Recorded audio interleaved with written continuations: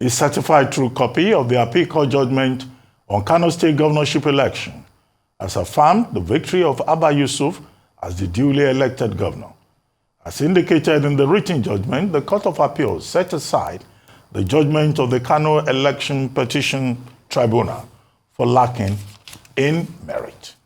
In the evidence contained in page 67 of the copy of the appeal court judgment released on Tuesday, signed by the registrar, Jamil Ibrahim Umar, the appellate court upheld the victory of Abba Kabiru Yusuf of the New Nigeria People's Party, NNPP.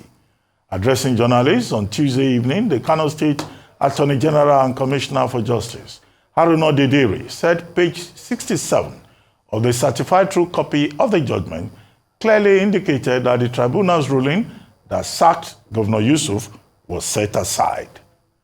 Barrister Dediri insisted that contrary to what the judges read to the public in the courtroom on 17th November, the written evidence has vindicated Yusuf as a legitimate governor of Kano State.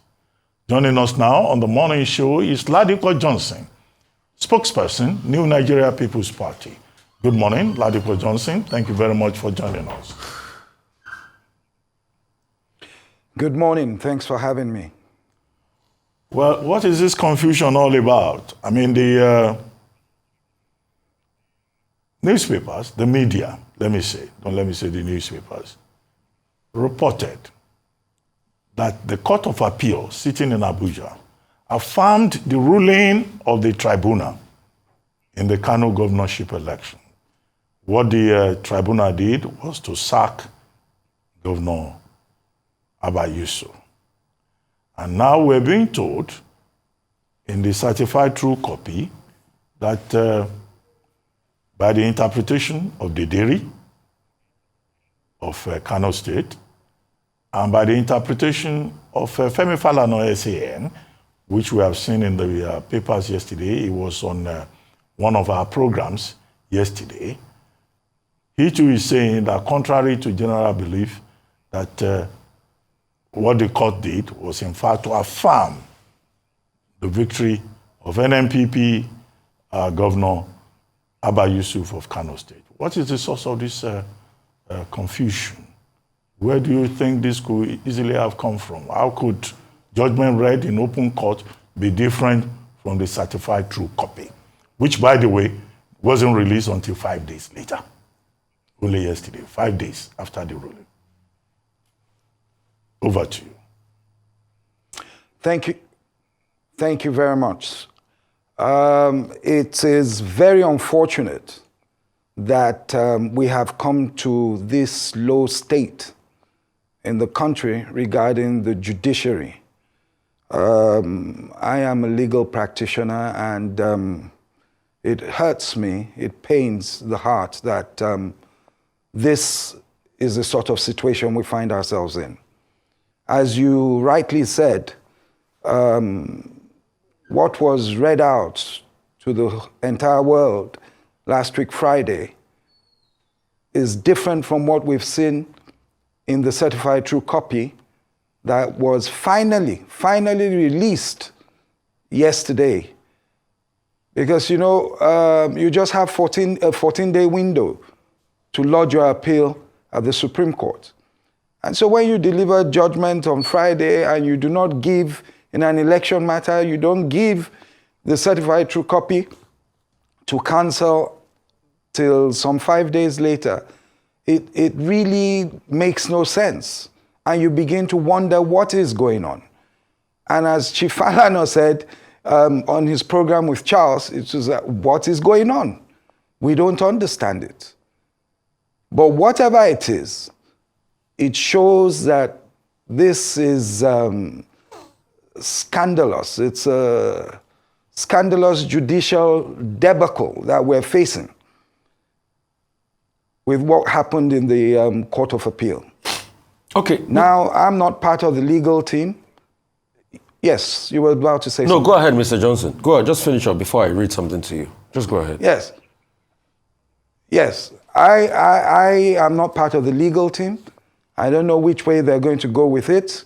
or well, I know the appeal originally was going to the Supreme Court, but from a political perspective, the optics are very bad for the Court of Appeal and for the Nigerian judiciary, unfortunately, at the moment. Okay. Yes, you were going to read something, sir. Yes, I was going to read something. That page 67. Let me take it from the last part of 66. Yes. It says, from the fact of the case, I'm tempted to think and say that within the collective conscience of the appellant and the third respondent, that they know the truth of the matter. And I'm reminded of those indelible evergreen words credited to the highly revered sage, Uthman Danfodio, that says, conscience like an open wound and only the truth can heal it. I'll say no more.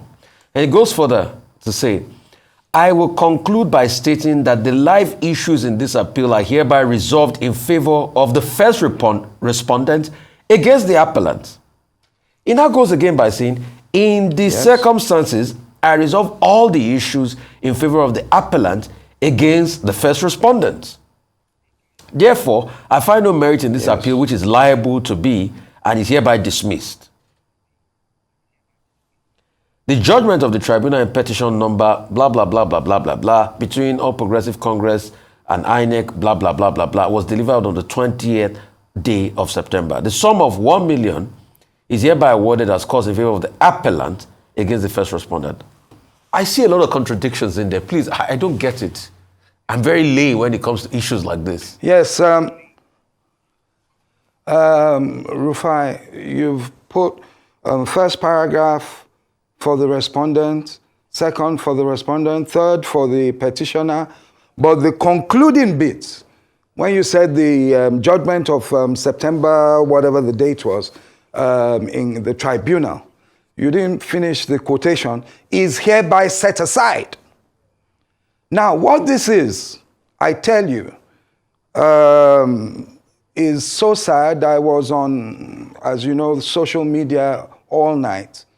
And one of the commentators was saying that it is clear that if we take that what they read was what they read on Friday, then it is clear that the average man, from looking at the certified true copy, would believe that there was an earlier judgment and that later, for some reason or the other, it was changed. And in this modern age of cutting and pasting, when you have your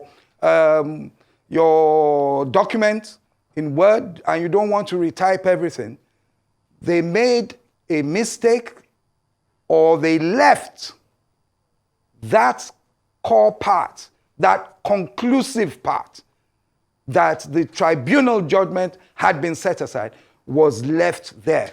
Wow, this is a big indictment. So it begs the question. Everyone's asking. Are you sure of this? I say, are you sure of this position? Because this is a big indictment on the judiciary. Look, are you sure this is your position? Yes, sir. Go ahead. I am saying that. Hang on, sir. I said I put the average man test. Show this to anyone, Rufai. Those last 2 pages, to page 67, and they'll tell you, okay, it's contradictory. What could have happened? You would never have seen that the tribunal judgment was set aside and it's in favor of the petitioner if there was no written document to that effect in the first place. So in the first paragraph... That is why I'm saying, of course, I wasn't there with them. That is why I'm saying that the average man test will get you to that conclusion. So hang on a minute. In the first paragraph, he said, I will conclude by stating that the life issues in this appeal are resolved in favor of the first respondent and against the appellant. Then he now went further to say, in the circumstances, I resolve that the issues are in favor of the appellant against the first respondent. Which one are we to believe what's going on here? Okay, just hold on. I think the issue here... hello, can you hold on, Ladipo Johnson? It's a riddle in a mystery and an enigma. Can you hold on? Yes, sir. I think, we have to go with Femi Falana SAN's recommendation that some of these Court of Appeal decisions will have to be reviewed by the Supreme Court. The Supreme Court is a final place. Because when you look at the other 2 justices who were on that panel, you will see that Bitrus Sanga, JCA, more or less concurred with the lead judgment by Justice Adumain. Yes. Okay? But when you go to the submission by Lateef Ganiyu, JCA, you see a difference there.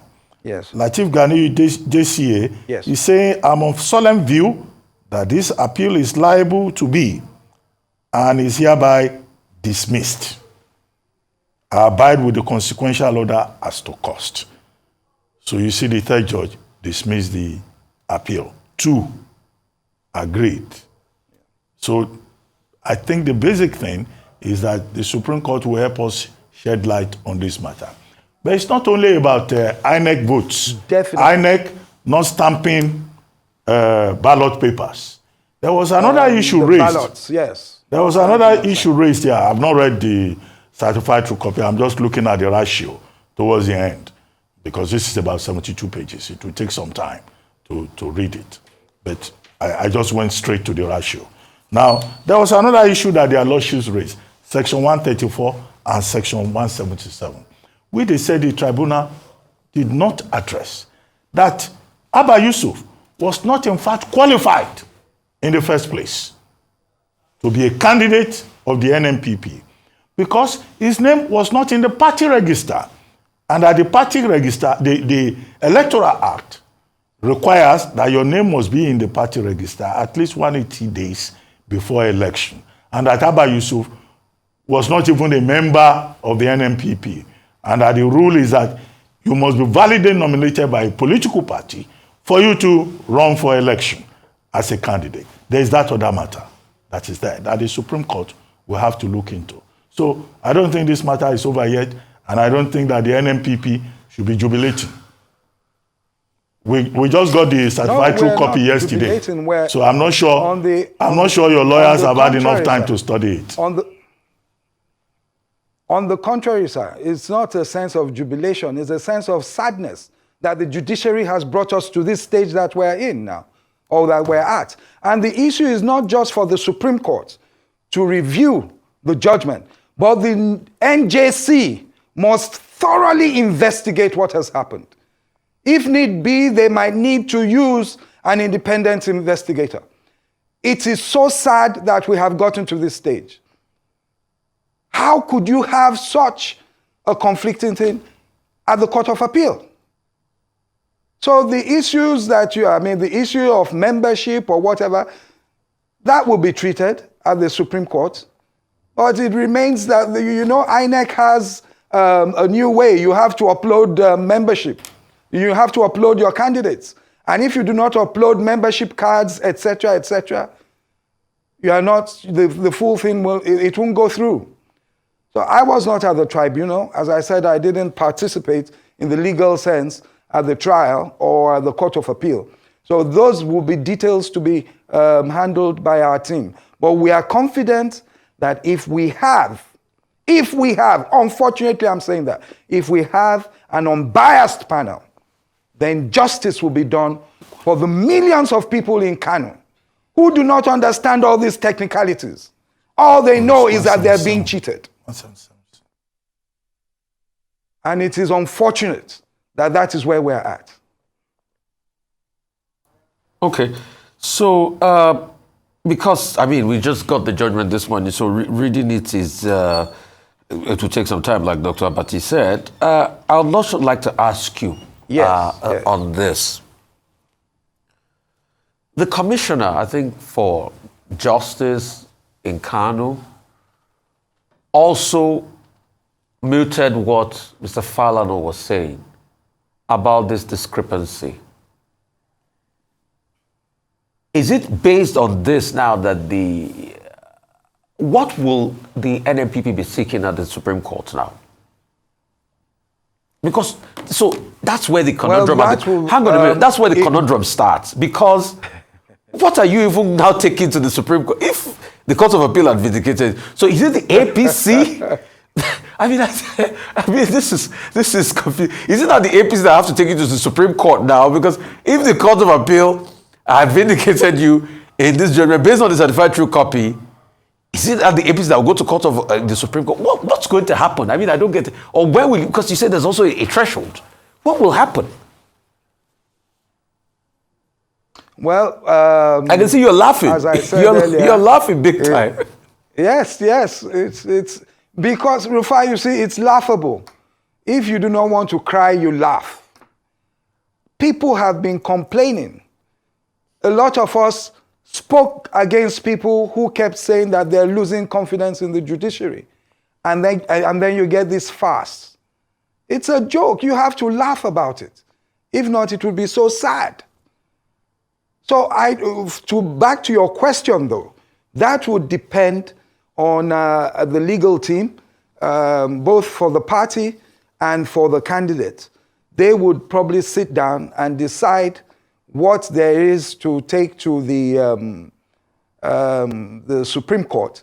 And I guess that even the legal team of the APC would be embarrassed by what they've seen and would also want to file something before the Supreme Court as well, just in case. So I think that we'll get the Supreme Court looking at the entire thing from the word go. The issues there, membership, is it an internal process, etc., etc., and we'll go as far as looking at the almost magical removal of 165,000 votes as well, because the Court of Appeal, of course, did whatever sort of job they did. They didn't even go to that, which was what came up from the Tribunal in the first place. They didn't even go to that. They just hinged it on the fact that they felt he wasn't a member, therefore, end of appeal.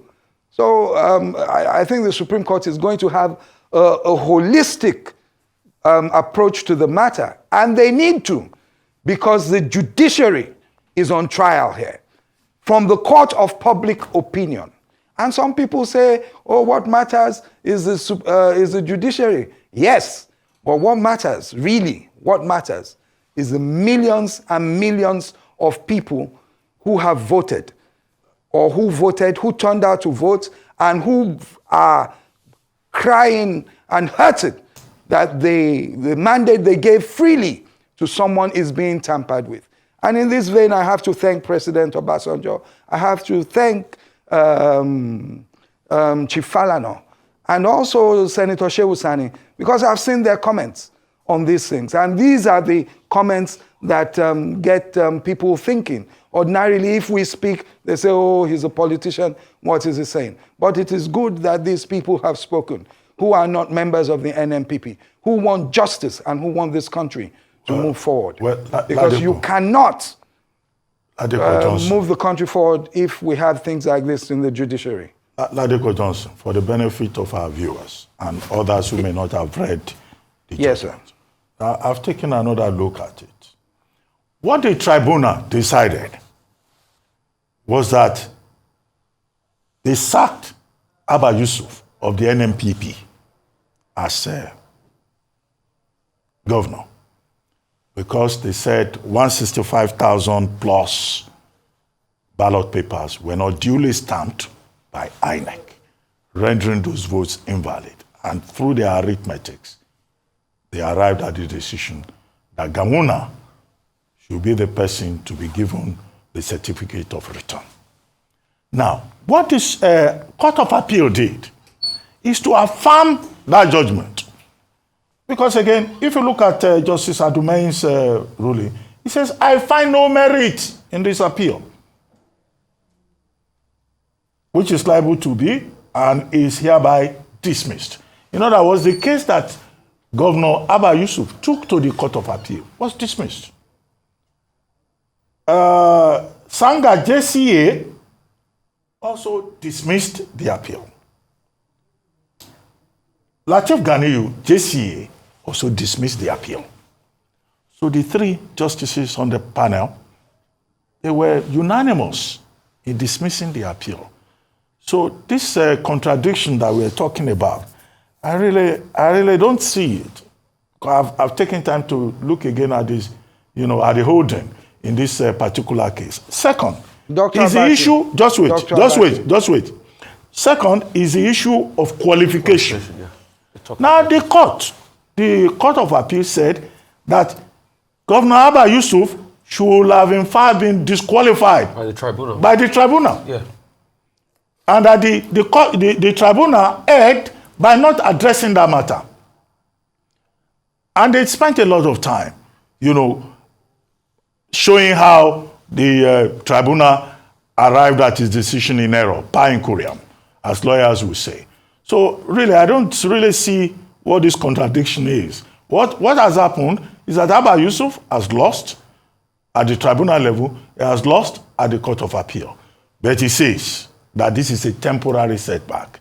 He seems to have so much faith in the Supreme Court that the Supreme Court will set aside the decision of the two lower courts that have decided in favor of the APC. Thank you, sir. I think at the beginning of the program, you went further to read the concluding part of the lead judgment, which says that it has set aside the judgment of the tribunal. I didn't read it, you read it, sir. And it's before you right there. And then Sanga, I believe, concurred. The other gentleman, the Yoruba judge, now laid the better foundation in, in his own, but they all concurred as to costs. And the cost there was against the APC, the first respondent. So you see that no matter how we try to put it, I see that you're trying to do your work and you're trying to balance both ends. No matter how we look at it, there is a contradiction there. And so there's work for the Supreme Court to do. Okay. And yes, Abba Yusuf has hope and belief in the Nigerian judicial system. And that is why he's taken pains, himself, the party, Senator Kwankwaso, they've taken pains to keep talking to the people of Kano, say, please just remain calm, because the people feel they have been cheated, and God, I won't say more than that. So let's come here. They feel they have been cheated, and we call for justice. So let's deal with facts. Let's come in sir. here. If you read from page 50 of the document, it talks about qualification. It talks about section 177 of the Constitution of Federal Republic of Nigeria. It says the person shall be qualified for election to the office of governor if he's a citizen of the country, is attained age of 35 years, member of a political party, and is sponsored by the political party. And he went ahead, to prove the logic behind it. In one of the parts, it did talk about, the point made by the tribunal, and also talking about the fact that as the tribunal stated, the NNPP was not able to sufficiently prove its case that Abba Yusuf was indeed qualified for that election by being on that electoral list. And it goes on and on from that 57 to about 72, the final part, saying everything about the case before it now made its own, assumption in the last side. It says, okay, they know the truth about the matter and all of that. So if you look at it, there's a clear case there that the issue of qualification was resolved. And what this is saying in this judgment, that the issue of qualification, your appeal of issue of qualification was dismissed. Because if you read from page 50 to about 66, where it now further says that, that from the facts of the case, I'm tempted to say within the collective conscience of the appellant and the third respondent that they know the truth of the matter, and I'm reminded of those indelible evergreen words credited Utudman Dafojo, like I've read before. He also said here that, therefore, they are judged failure by the appellant and the third respondent to comply with the provisions of section 177C of the Constitution, Federal Republic of Nigeria as amended, is fatal to their election. A person must first be a member of a political party before he can be legally or validly sponsored by the party as a candidate for general election, where a political party carelessly sponsors a person who is not its member of candidate for the election, such an act of sponsorship, like a court or tribunal who undertakes the exercise to jurisdiction which does not have or possess anything, is but a nullity, irrespective of whether such a person performs excellently well in the question election. Sponsorship without membership is like putting something on nothing. It cannot stand on nothing. The applicable legal term is ex nihilo fit. Ex nihilo fit. Which means from nothing comes nothing. In the case, the third respondent shot herself in the foot by undertaking to sponsor the appellant before fishing for the membership of the party after the election. By the way, this is a subtle reminder to our political actors and players that it's a clear case of a political party or some of its members acting with brazen, impervious impunity as if the Constitution of the Federal Republic of Nigeria is not binding by a present person or a candidate for a serious general election by its own members. And it further says that, and are the same political party or members wherefore accuse the judiciary of sundry wrongdoing. So what it has said, it has cleared the matter on qualification here. But the discrepancy, like you're saying, it now further says that I will conclude by stating that the life issue disease appeal are hereby resolved in favor of the first respondent, which is the APC, and against the appellant you. But I don't understand this phrase that now says, in the circumstances I resolve all the issues in favor of the appellant against the first respondent. This is confusing. And then the final conclusion. And then the final conclusion. Voila! The judgment of the tribunal. Can hear the volume of the tribunal between EPTK and governor, blah, blah, blah, blah, blah. Oh, my phone just ceased. Goodness me. This is crazy. Has been set aside. Is hereby set aside. Is hereby set aside. All the page 57, page whatever, we say, how is it that in your certified true copy, signed by the judge or by the judges, you have that conclusion? How? Were there two different judgments typed and prepared? That is the issue. Leave the facts and the law to the Supreme Court. What we're saying is that the optics are bad, and you cannot stop anyone right now from saying that they have no confidence in the judiciary. Okay. It is not a joke. I'm not saying you're joking about it. Yeah, the facts and the law will be settled in the Supreme Court. Ladipo Johnson. When the Court of Appeal Ladipo Johnson comes out with that, then you begin to know that in this modern day of computer-produced documents, something must have been there. Was it cancelled? Was part of it removed? Well, are they going to tell us it's a clerical error? They cannot say that. Well, there's what we call the slip rule in law, where you can recall your judgment if there's a small error. This is not a small error. Well, Ladipo Johnson. It isn't. It doesn't fall within the slip rule. Okay, hold on. So it is for the Court of Appeal to let Nigerians know how that happened and how they couldn't get us a citizen for about 4 or 5 days. No one is a fool. We might be members of the bar, we might be cautious in what we say, but I tell you, the people out there, the millions of people out there who now believe that they have been cheated,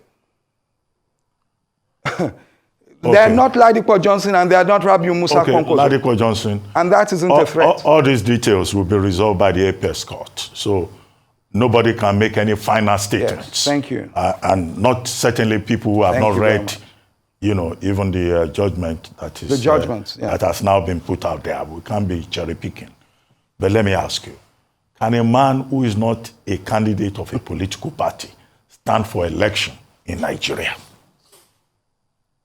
and whose name is not on the register of a political party? A man who is not the candidate of a political party.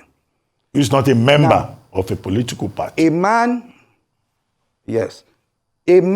who is not a member of a political party cannot stand for election. How do you become a member of a political party? There are several things. A man who is not a member, can he have a membership card? These are all questions, as I say, for the lawyers. Yes, I'm a lawyer. For the lawyers at the tribunal, at the Supreme Court now, they're going to treat these issues. And maybe, maybe they're sub judice. You understand? But basically, yes, you are right. If you are not a member and you are not sponsored by the party, you cannot contest. That's right. Okay. But if you are a member, if the party says you are a member, and it says this is his membership card, if you have, registered, and maybe one didn't have his name, one had his name, there are issues there. Okay, well. And these are things that you have to look at the records of the tribunal and have to be done properly at the Supreme Court. That's why I say I expect that the Supreme Court will look at the entire thing holistically. Well, the court, as you well have said. The Court of Appeal was very clear, though, that a political party is not above the Constitution of Nigeria. It's not above the laws. No, neither is the judiciary above the Constitution or the law. The judiciary are not above the Constitution or the law. Okay. And neither is INEC. Okay. No one is above the Constitution. Very good. On that and we note, hope that Nigerians realize that. On that note, we'd like to thank you very much for joining us. Thank you very much indeed.